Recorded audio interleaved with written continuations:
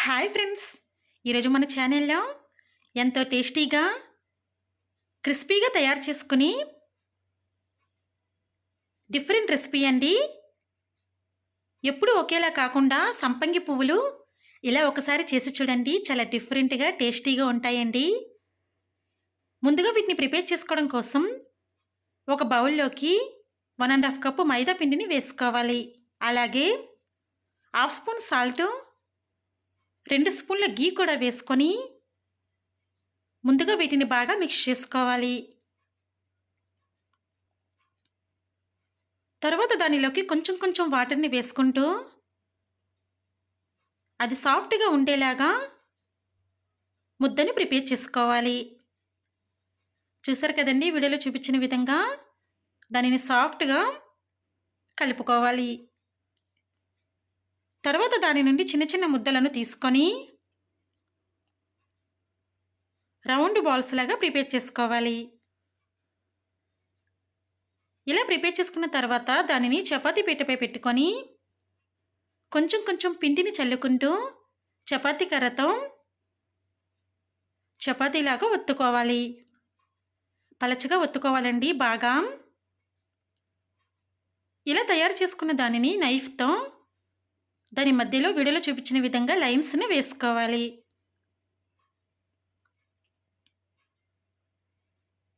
ఇలా వేసుకున్న తర్వాత దానిని స్లోగా క్లోజ్ చేసుకోవాలి. 1 బై 1 లేయర్స్‌ను వీడియోలో చూపించిన విధంగా క్లోజ్ చేసుకోవాలండి.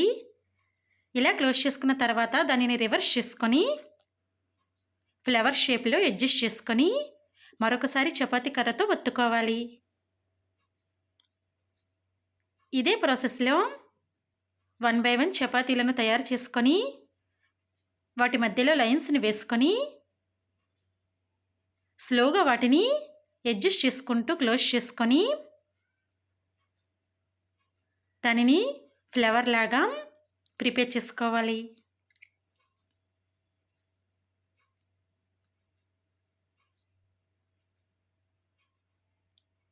ఇదే ప్రాసెస్‌లో అన్నిటిని కూడా ప్రిపేర్ చేసుకొని తీసుకోవాలండి.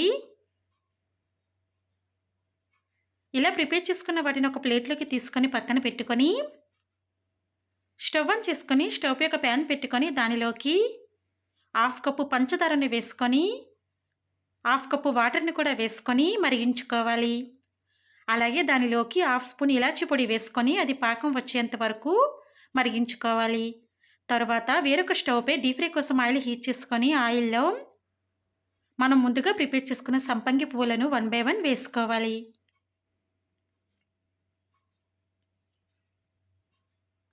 ఇలా వేసుకున్న తర్వాత దానిని రెండు వైపులా స్లోగా వేయించుకోవాలి. అవి మంచి కలర్‌లోకి వచ్చిన తర్వాత వాటిని రెండు వైపులా బాగా ఫ్రై చేసుకొని స్ట్రైనర్‌లోకి తీసుకోవాలి.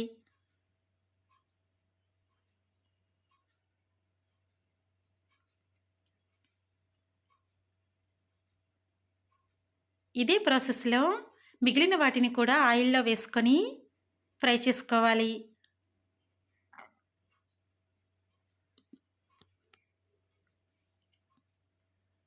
ఇలా అన్నిటిని కూడా ఫ్రై చేసుకొని స్ట్రైనర్‌లోకి తీసుకొని పక్కన పెట్టుకొని ముందుగా మనం మరిగించుకుంటున్న పంచదార పాకం లేత తీగ పాకం వచ్చేంత వరకు మరిగించుకున్న తర్వాత లేత తీగ పాకం వచ్చాక మనం ఆయిల్‌లో ఫ్రై చేసుకున్న సంపంగి పువ్వులను ఆ పాకంలోకి వేసుకొని డిప్ చేసుకోవాలి. తర్వాత స్టవ్ ఆఫ్ చేసుకొని వాటిని రెండు వైపులా కూడా పాకంలో బాగా డిప్ చేసుకోవాలండి. తర్వాత వాటిని 5 నిమిషాల వరకు తయారు చేసుకున్న తర్వాత పక్కకి తీసుకోవాలి.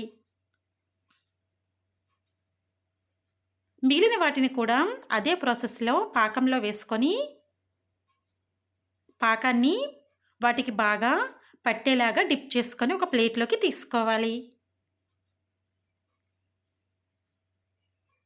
అవి పూర్తిగా చల్లారిన తర్వాత మనకి పర్ఫెక్ట్‌గా రెడీ అవుతాయండి. చూసారా?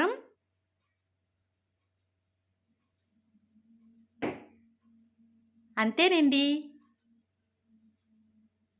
చాలా టేస్టీగా, క్రిస్పీగా, డిఫరెంట్‌గా తయారు చేసుకొని సంపంగి పువ్వులు రెడీ.